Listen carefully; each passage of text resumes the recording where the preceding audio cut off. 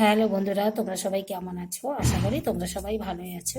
বন্ধুরা দেখুন, আমি এখানে বাদামি আলু নিয়েছি, আর নিয়েছি পেঁয়াজ কলি, আর এখানে দেখুন নিয়েছি আমি মটরশুঁটি। তো আমি সবগুলো কেটে নিব, ভাজা করবো আজকে। তো আপনারা দেখতে থাকুন, সবগুলো আমি কেটে ধুয়ে নিচ্ছি।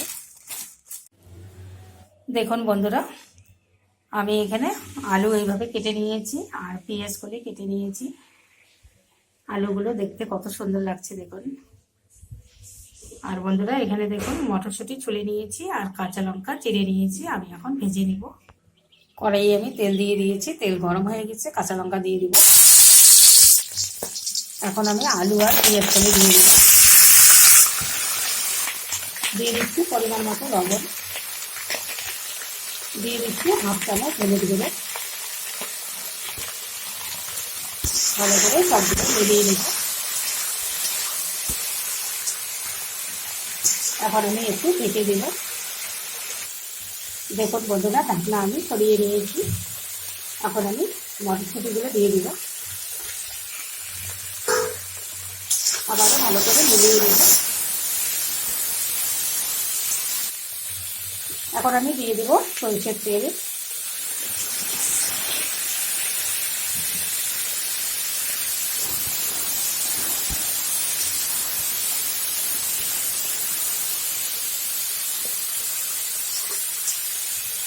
এখন একটু রান্না হতে দিব। দেখুন বন্ধুরা, আলু পেঁয়াজ কলি মটরশুঁটি ভাজা আমার হয়ে গেছে। সব কিছু সিদ্ধ হয়ে গেছে একদম। এখন আমি নামিয়ে নেব। দেখুন বন্ধুরা, ভাজা আমি নামিয়ে নিয়েছি। গরম গরম ভাত দিয়ে কিন্তু খুব ভালো লাগে এই ভাজা খেতে। আর শীতেই পেঁয়াজ কলি পাওয়া যায়, তাছাড়া তো পেঁয়াজ কলি পাওয়া যায় না। পেঁয়াজ কলি দিয়ে এইরকম ভাজা করলে কিন্তু খুব ভালো লাগে। বন্ধুরা, আমার ভিডিওটি যদি আপনাদের ভালো লেগে থাকে প্লিজ লাইক কমেন্ট শেয়ার করবেন, সাবস্ক্রাইব করে আমার পাশে থাকবেন।